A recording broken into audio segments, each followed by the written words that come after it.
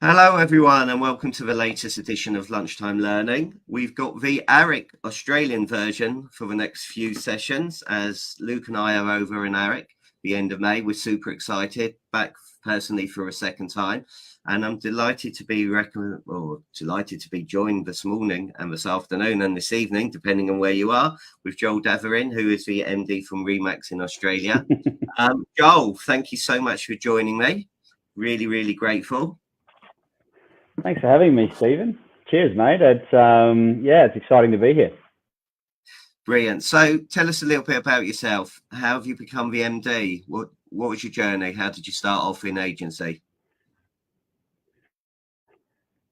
Sure. Well, my journey in real estate started about 2003, and I'm a third generation real estate agent in my family. And my father, who was managing director here at Remax Australia before me, was also working in other franchise groups prior to coming to Remax, and was also a very, very good auctioneer, and owned a real estate business, as was my grandfather. But it wasn't really my intention. I've been asked once before, did I find real estate, or did I choose real estate, or did real estate choose me? And one thing I knew when I left high school is that I was not going to be a real estate agent. And as it turns out, my career in law and the studying of law at university wasn't the path for me. So I decided to quit that early, and found myself in real estate a couple of years later and have not looked back. Fantastic. So working with family to start off with, how did you find that? And then going to actually become the MD and taking over from your father, how was that received by all the different franchise owners? Sure. Well, I'll go back even a step before that, just to kind of go back to the start of the journey. I started in real estate sales, and I worked in a real estate business that had nothing to do with my family. When I first looked at entering the industry, I did speak to my father to get some advice about what he thought I should do, what I should look for in terms of business owners, and the process to follow to become a successful real estate agent, and basically just followed what his guidance. And so I started with a business with another major franchise here in Australia, and I stayed with those guys for about 10 years in the end, and had a number of roles in that business over that time, but predominantly sales. And made a good name and built a good reputation for myself here in the inner suburbs of Brisbane, particularly around the inner western suburbs of St Lucia, Toowong, Taringa, that area there. And then I just got through a decade's worth of experience in about 1.5 minutes there, Stephen. So I'm keeping it nice and concise. And then I was tapped on the shoulder in 2012. My father and his business partners negotiated and successfully took ownership of the master franchise rights for Remax here in Australia. And I ended up joining the Remax Australia corporate team in 2013, and started in a franchise sales capacity, and kind of just worked my way through the ranks as I learnt. Basically, corporate is very different to real estate frontline technician / agency work, but still a lot of the same principles that you learn in real estate agency work are applicable in franchising as well. Okay. Can I take a step back? So sure. When you went and took advice from your father and he said, right, there's a process to be a successful agent. What were those processes and steps to be that successful agent, please, to help people that are watching this? Sure. Okay. So I'll give you a bit of insight to me as a young man before I got into real estate, is that my levels of self-accountability weren't as high as they should have been, basically. It's a nice way to put it. And what he did is he recommended a course to me, which I invested in, which was with another franchise group, which was not only just about technical skills in real estate, but about ownership and accountability. And there was some really, really good sessions in there, one of which was by a pretty well-known guy by the name of Brian Tracy. From that perspective, it was a life-changing process for me, because I realized that, going through that educational process, life wasn't happening to me. Everything that I was getting or doing was ultimately either my responsibility or my reaction to it was my responsibility. So that was a really pivotal part. Secondly, what he did is he introduced me to a number of potential officers that I could start a career with. And I said, look, they're all officers that have positives for different reasons, but I started in a start from scratch business. They didn't have a large rent roll. They had a few salespeople. They had pretty solid leadership at the top, but more to the point, they had a very, very sound technical understanding of real estate, and they were more than willing to actually spend time with me to help me develop my skills in real estate as well. And probably, if I could say to anybody listening to this, if there's some things that you need to work on, firstly, your mindset around what is required to be a successful real estate agent. It's not all glossy brochures and open homes, as I'm sure if you've got to this point of listening to this session, you will realize by now. And secondly, you reap what you sow, and what you sow in the first 6 to 12 months is absolutely critical.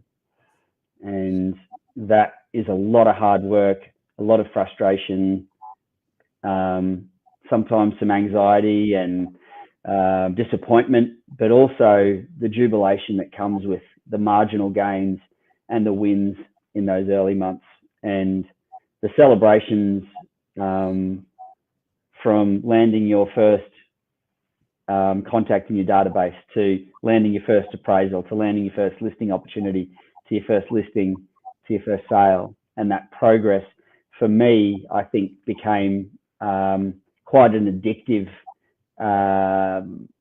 process to follow, and suited my nature, suited my personality type, I think. Okay, so there's loads of great things that you've just come up with there. We want to discuss ownership and accountability, because accountability and, more importantly, implementation. So who did you use as, whether as a peer buddy or, to help you with that accountability and ownership? Well, probably the first part of it is that the course I was involved in, they had monthly follow-up reports that I needed to send in. And I probably only found out a couple of years afterwards that I was one of the only ones that was diligently filling them out and sending that through. But whilst I may have been a personality type that kind of takes a bit of risk and likes to have fun and whatever else, I like to also adhere to process and procedure and follow those rules, because if somebody's already created a pathway to success, then why not just follow that pathway? So that's kind of what I did. So that accountability was built into the course. We had a public board in our office, which ultimately laid out all of the key metrics that we needed to fulfill for us to say that was a good month. And and basically what I was taught is the left-hand side of the board takes care of the right-hand side of the board. I'm not sure if you've ever heard that, but left-hand side of the board is basically door knocks, cold calls, contacts in the database, and market reports or appraisals, right? And then the right-hand side of the board is listing opportunities, listings, sales. And so if you can take care of the left-hand side of the board, the right-hand side of the board takes care of itself. And for me, that accountability, having that in the office and sharing those wins as a young agent who's fresh to it and hitting my target of getting, say, 30 people into my database in the first month, was celebrated just as much as the guy that had been selling and he got 2 deals or 3 deals or 4 deals on the board for the month. And so that peer accountability was huge. And rightly or wrongly, whilst my time in that office was only a couple of years, I moved to another office with the same business owners. And that culture kind of was amplified in that business because it was a bigger scale business. Okay, you also talked about frustrations. So, as you know, this is a roller coaster, and we have good days and we have not so good days, to put it politely. So, people watching this, how do you deal with frustrations and the stresses of a job? Yeah, I learnt pretty early on that I've got to take 10% off the top and 10% off the bottom. So that theory is literally the most commonly used theory is the roller coaster, right? And when you visually think about what does a roller coaster do, it goes up and it goes down and it goes around in circles. So what I figured out after a number of years I was doing without even realizing it was I wasn't getting as excited as some of my colleagues and peers were around getting listings or getting deals done. And I wasn't therefore getting as frustrated or disappointed when I wasn't getting the opportunities as well, if that makes sense. There's nothing worse than you've been working with a client, you're eager, you're young, you somehow manage to jam your foot in the door, get to the finishing line, and then one of your competitors edges you out. And they edge you out for whatever reason. It might have been that they had 10 years more experience than you, and you could look at that and maybe, you know, lie on that and say that's the excuse why I didn't get it. Or you can also say, you know what, I wasn't good enough in the listing room, in the living room with the clients that I was talking to. For whatever reason, I just wasn't good enough. And you have to take ownership of that. And when you can take ownership of that and you take responsibility for that and realize, hey, 10 years less in the industry is not an excuse. There are just as many benefits that come with being young and new in real estate as there does with being experienced in real estate, in my opinion. That, you know, it helps you kind of see the top of the peak and understand this is where I'm still going, and it's not going to be easy to get there, but I know where I want to go. Okay, thank you. You talked about being a good lister and getting in you know, some of this house. One of the biggest challenges here in the UK is fees. So I'm going to shock you now. The average UK fee, depending on who you listen to, is around about 1%. Okay, I think most agents are definitely worth 2%, and you talked about mindset before. So how can agents demonstrate their worth, that 2%, or worth more than that 1% agent? It's a great question. And firstly, there's a whole raft of responses that I have to that. But number one, like, and this is just my personal belief, is I just don't think agents should be losing listings because of commission. I really don't. I think if they're going to lose commission, it's not because of what they're saying they're worth. It's because of the demonstration of value. And it's like that old cliche. It's like, you know, I think cost is only the issue in the absence of value.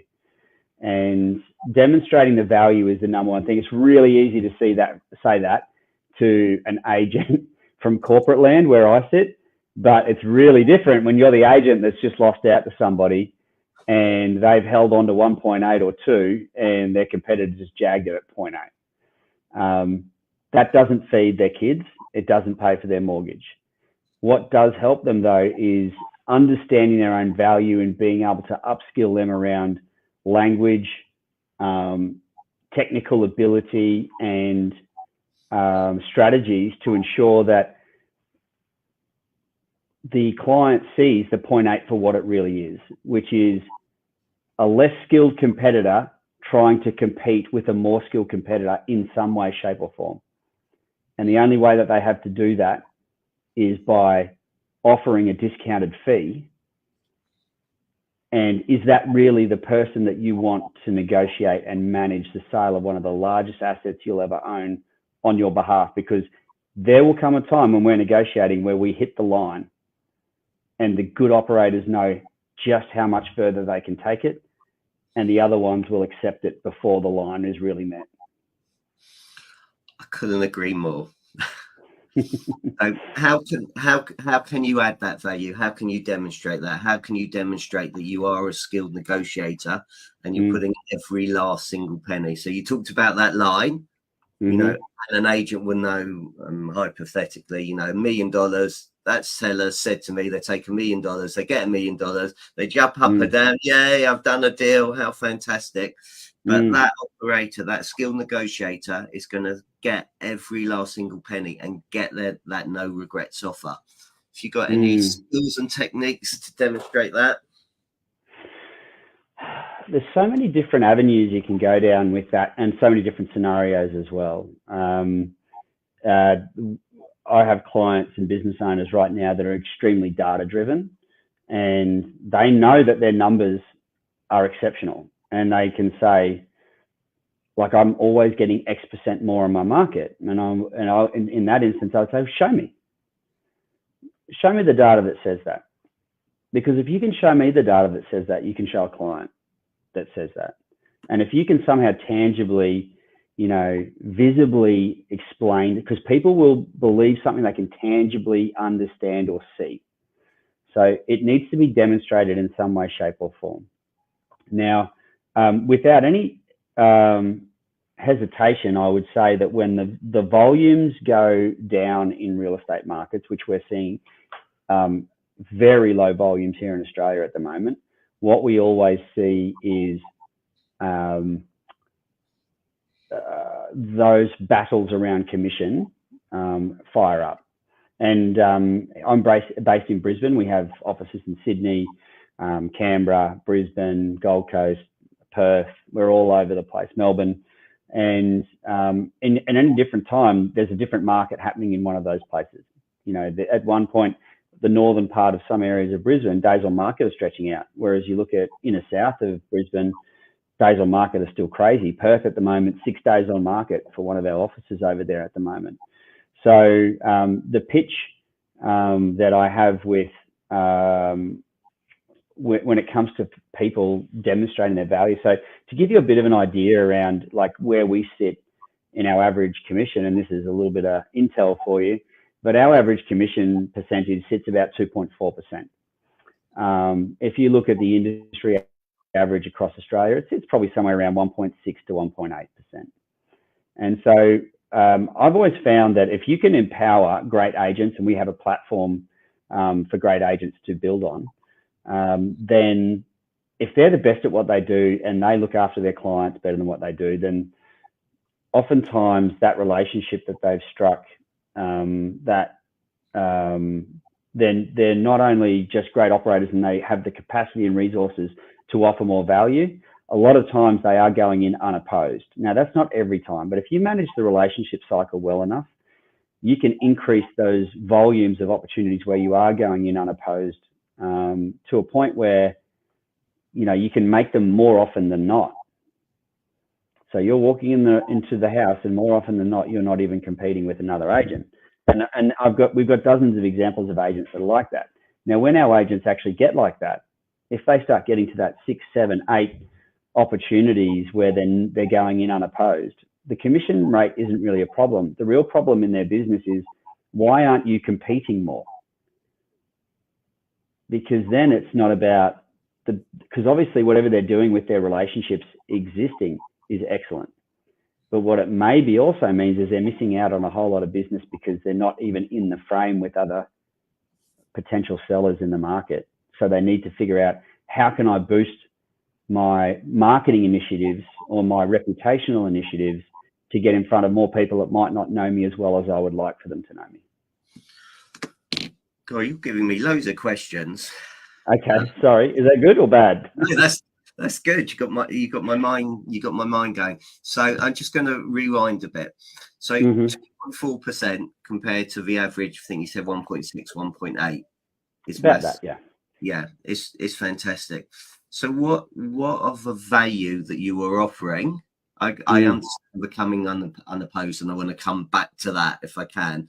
But you know, that's great. You know, that's fantastic to get 2.4%.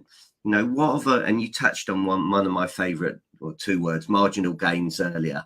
What are those little marginal gains, if you're happy to share? So honestly, there aren't many people from Australia watching it, so you're okay. Yes. Probably UK listeners.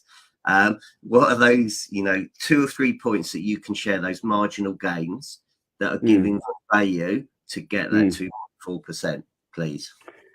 Well, if I'm being honest, I think there's like a lot of the real estate offerings out there. Realistically, a lot of what people are looking for is covered by most of the brands. It's covered by most of the independents now as well.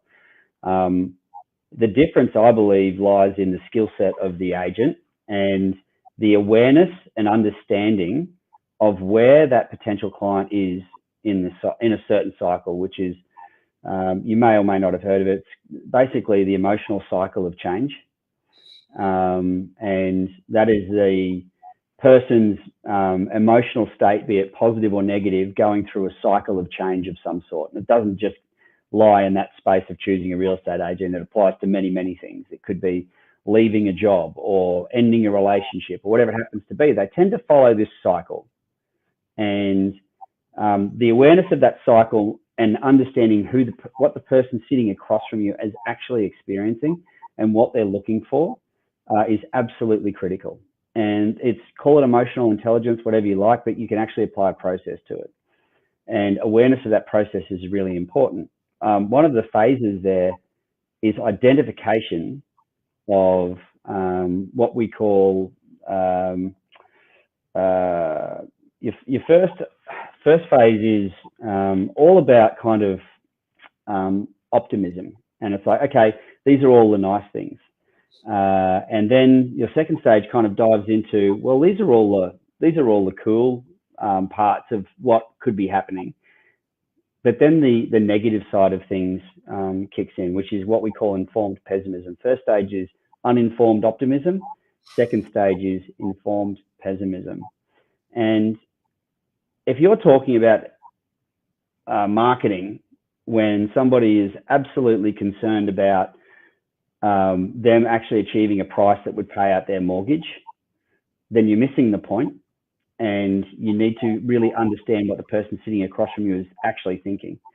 So I probably kind of jumbled that a little bit. I should probably explain what the 5 steps are, or the 5 stages are. But firstly, first stage is in uninformed optimism. Second stage is informed pessimism. The third stage is what we call the valley of despair, which is essentially the consideration phase, which is the pain of one choice versus, the pain of another choice. So the pain of staying versus the pain of leaving, or choosing one person over another person. And then the next stage is informed optimism, where all the good, bad, and ugly is all out on the table and they're aware of it. And then the next stage is essentially change, or change that has impact, or choice, essentially. So the agent has to have the ability to sit across from somebody and understand of the 10 or 12 different things that somebody's looking for from an agent when they're choosing an agent, that the agent really knows what the 3 or 4 key ones are, and they can help speak to those rather than getting distracted with the other 8. Focus on the ones that matter to the person sitting across from them. How do you train that then? It's just, honestly, it really is significant volume, and this might sound like a cop-out, but it's not. It's significant volume of time in the seat and learning and opportunities, and constantly going over this process of figuring out how can you ask great questions in that listing conversation, because it really is the questions that matter. And we have a number of training sessions or courses in our deliverables that we provide to our network all the time that focus on those questions and focus on the process of how do I show value to that person sitting across from me, or those people sitting across from me. Okay. Would you be kind enough to share a couple of examples of great questions? Yeah, I think some of them can be related, and you're going to have to bear with me. I deal with real estate agents all the time, but I haven't sold a property in a long time. But certainly, one of the number one things is what's the number one thing you're looking from me as a real estate professional is going to represent you and your property. Because some people say, look, the normal response is get me as much as you can. Sure. Okay. Well, can I show you some of the strategies that we're going to utilize that have been effective for clients in this area for many years now that I think will be effective for your property? Or can I tell you a story about a property that was similar to this, or a situation that's similar to this, that, you know, can demonstrate what a good strategy might look like? Understanding the person sitting across from you and understanding their motivation for selling isn't sometimes an answer you get at the table when you're talking to them initially. It's something that comes out over time. But certainly understanding the motivation, the intent, and the timing of that person sitting across from you is really critical. So that was something I used to speak about a little bit. Is like, right, for me and for us to get this right as a partnership to go to market, I really need to understand these three things. What's the motivation to get this sold? What's the intention in terms of what happens post-sale? And what's our timing look like? Because that's going to help me figure out what the best strategy here is moving forward. I'm comfortable with any strategy, but I don't suggest any strategy for you. I'm suggesting we set a strategy that matches the motivation, the intent, and the timing. Brilliant. Thank you. Right. No worries. I'm conscious of time, so I don't know how much more I'll go, but I'm going to keep on pushing you if you don't mind. Sure. And then you can just tell me, Stephen, you know, I've got to shoot. Okay. No, I'm good. I've got plenty of time. So you just wrap this up whenever you need to, Steve. That's very kind of you. Thank you. You talked about relationship building and people going in unopposed. And one of my lessons here is that I'm going to be critical of most UK estate agents here, is that 95% of them do not have any stay in touch policy whatsoever. Most of the people that buy from them go into witness protection. They never hear from their agent. Obviously, you must have some form of stay in touch policy that works well for your, and you've built up an incredible relationship that that they're going in unopposed. Can you share how your stay in touch policy works to prolong, or actually to get those clients being your raving fans and to be their clients for life? So my clients are franchise owners. So when I talk about that, I won't talk too much about that, but I can relate this to the real estate professional, salesperson, or BDM pretty easily. A lot of it's the same. The cycle's a lot longer in the franchising side of things, because what I'm entering into is a 5-year marriage with somebody, you know, essentially, and that's not a small responsibility for either party. And sometimes, you know, that relationship, and just as it does with the sale of a property, to build that trust to a point where you have the ability to have open communication all the time. To me, I think that's critical. Like, I'm a very transparent person when it comes to engaging with our clients, being our franchise owners, and our members, being our salespeople, property managers, administrators. But ultimately, if I'm to relate this to a salesperson's perspective, one of the things that I would really focus on here, I just had this conversation with a salesperson the other day, actually, and he's one of the most talented guys, I think, that we have in our network. But the self-accountability side of things, in terms of using systems, being curious about systems and understanding how they work, he's not there yet, and he needs to get there, because I can't do those things for him. I can only provide the opportunity and the platform for him to make the most of it. At the end of the day, it's his responsibility to actually do that himself. But I will continue relentlessly to say, here's the opportunity, here's the platform. Now, we have a panel of 3 CRMs that we provide for choices for our franchise owners, and they usually choose one of them. Now, each of those CRMs has a vast range of functionality that can be utilized for really basic or really complex stay in touch strategies. Now, I'm a big fan. If you look at how I looked at my business, I had 2 buckets. I had reputation and I had relationships.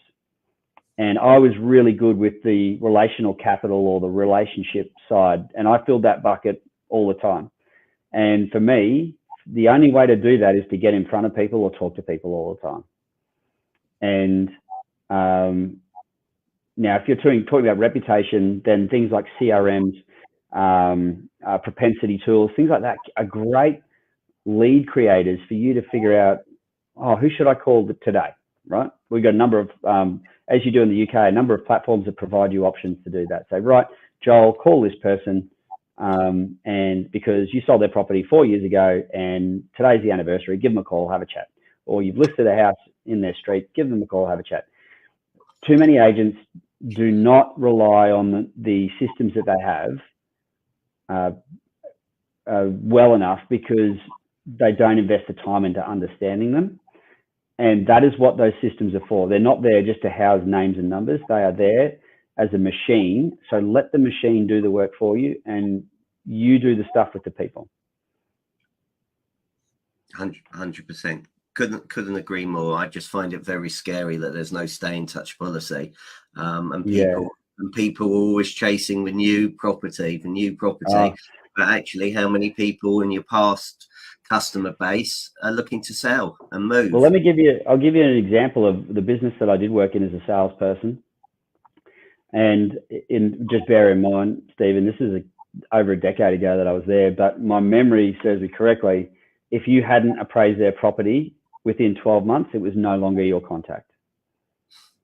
Okay. If you hadn't done the work required to maintain that relationship, it was no longer your contact.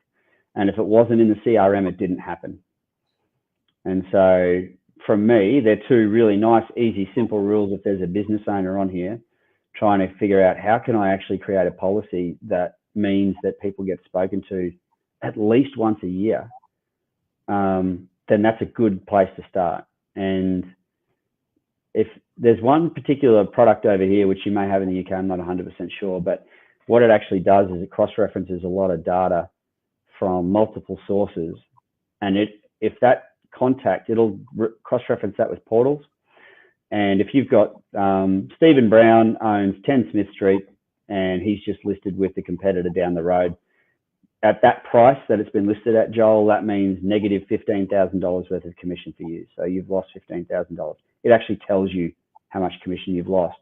And it tells you when you last spoke to that person or if you didn't speak to that person. To me, that's a great system. Use the system. Let it work for you. Definitely. So coming back, you also talked about different marketing initiatives. Mm-hmm. So to get in front of people, what are you seeing in your areas for you franchises, marketing initiatives that are working well in Australia at the moment? Well, there's you name it, we've got it at the moment. The ones that I see that are particularly effective are no longer the lists of open homes and no longer. Don't get me wrong, the sale board, the photo at the front of the sale board with the client is lovely, it's good. But for me, I think people want to see more than that now. Like, we are in a state of change in our industry, I think, that we've never seen before, where the client experience, the demands on that is so rapidly evolving that if you are not looking at competitors, whether they be in your market or not, and figuring out what is the premium level of service that is being offered to our clients, then you're behind the eight ball. And it is, I've never seen it change as rapidly as it is changing right now.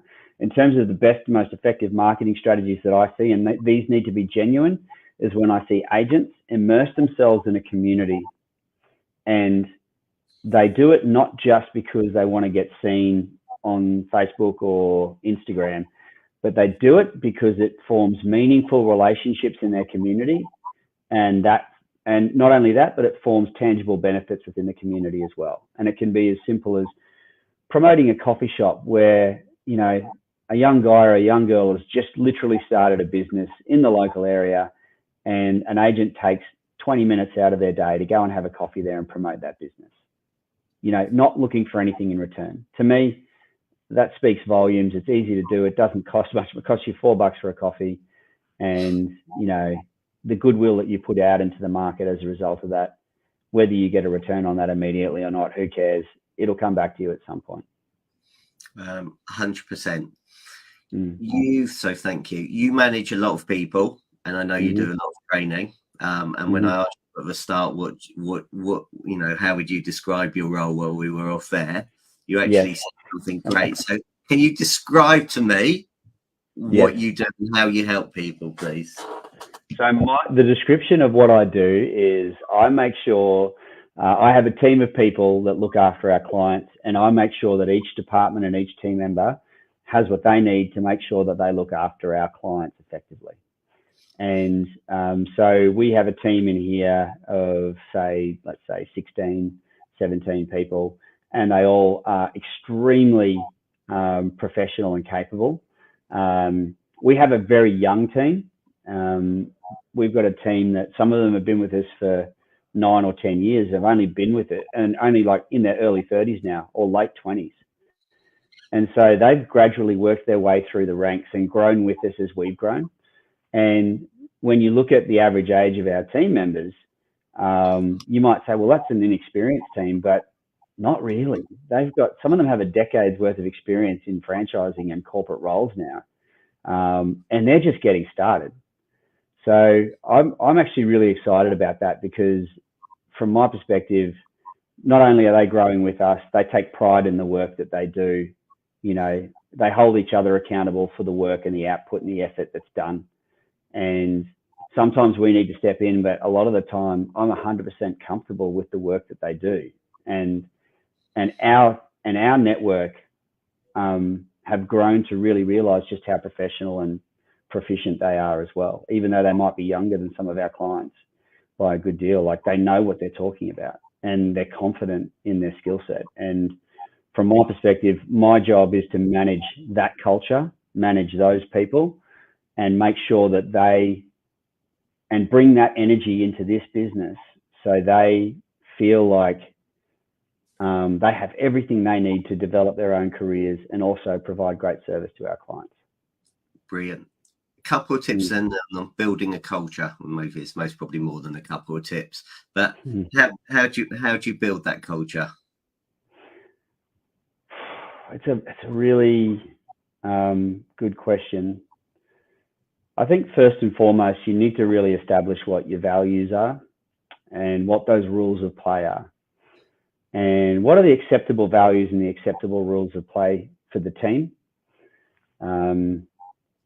Certainly establishing really clear vision and goals for me.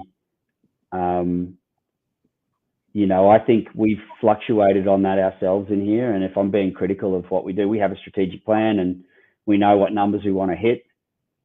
But the emphasis in integrating that into the business, sometimes has been a little bit hit and miss, but I think we're better at it now than we ever have been. But I think from my perspective, building culture is all about building a team that want to work for each other and want to work for their client. And that starts with me, values, understanding of effort. If you look at my leadership style or what I do to try and create that culture, I have a very horizontal style of leadership rather than vertical, if that makes sense. And neither way is right or wrong. They both work effectively in different environments.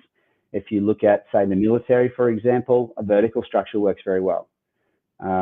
If you look at, say, for example, our business, the way I see it is if I can empower really talented people to go and do what they do better than I can do and have open dialogue with them. And sure, I have to make hard decisions from time to time. And sometimes that causes tension and frustrations, but that's my role, unfortunately. But it's also, from my perspective, a great way for us to create for that understanding that flows right into our community, into the Remax community here in Australia.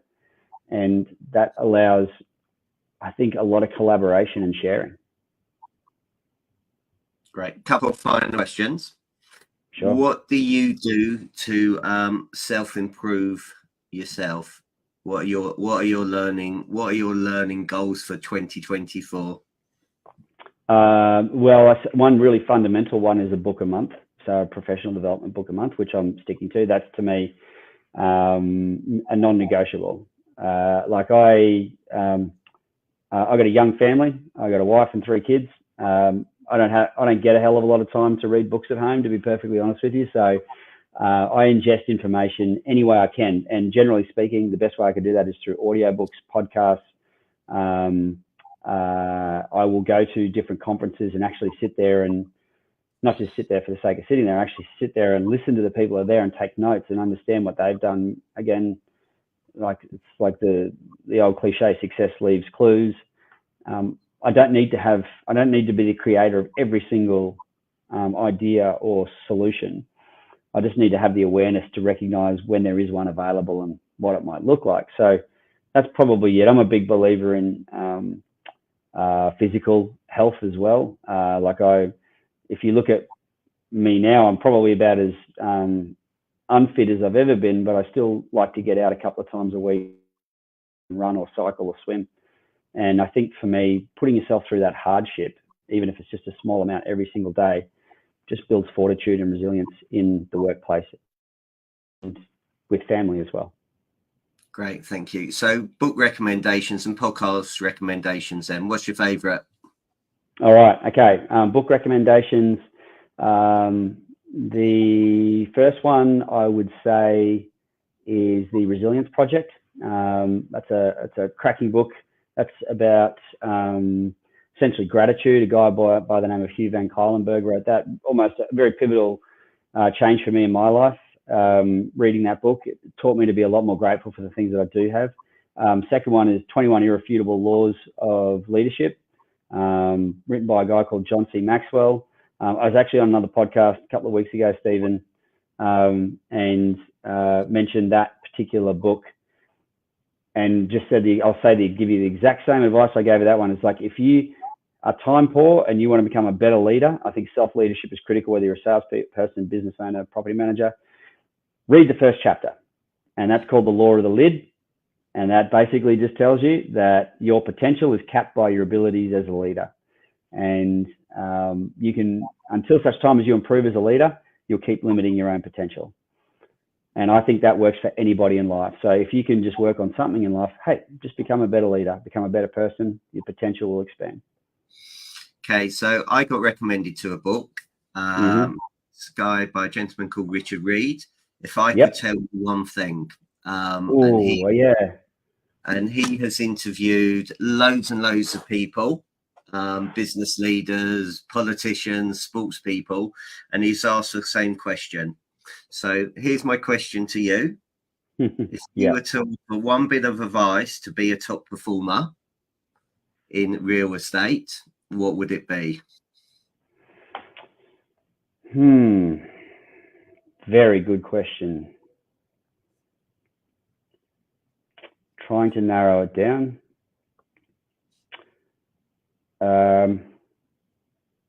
Trust the process, I think. I think a lot of, unfortunately, people aren't given the right mindset when it comes to starting in real estate at a foundational ground level. And they start too many steps ahead of where they should be, when ultimately they should start right at ground zero, where the fundamentals are everything. And if you trust the process, which is focus on relationships, not on business, in the early days, that will help you generate contacts and relationships that will yield fruit in the years to come. So I guess in one way, trust the process, but also you're here to prospect and build relationships rather than trying to find business in the early days. And the person that has the most relationships and has the best reputation in market generally wins. So work on your relationships, work on your reputation. Brilliant. Well, that's a really lovely place to end. So, Joel, thank you very much for your time. If people in the UK want to get a hold of you, how do they do that? Well, I'm easily found on the internet, but certainly if you need to reach out to me via email, it's jdavoren, so JDAVOREN @remax.com.au. Always happy to share and collaborate. It's never a problem.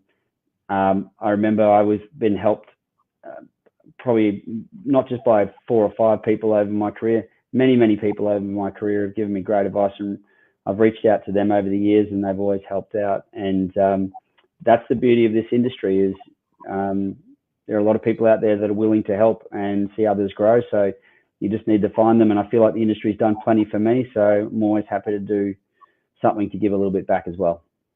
Amazing. Thank you so much for your time, everybody. Thank you for watching, listening. Please like it, share it, comment. And I look forward to being on the next podcast with you very soon. Thank you, everybody. Bye. Thanks, Stephen. See you.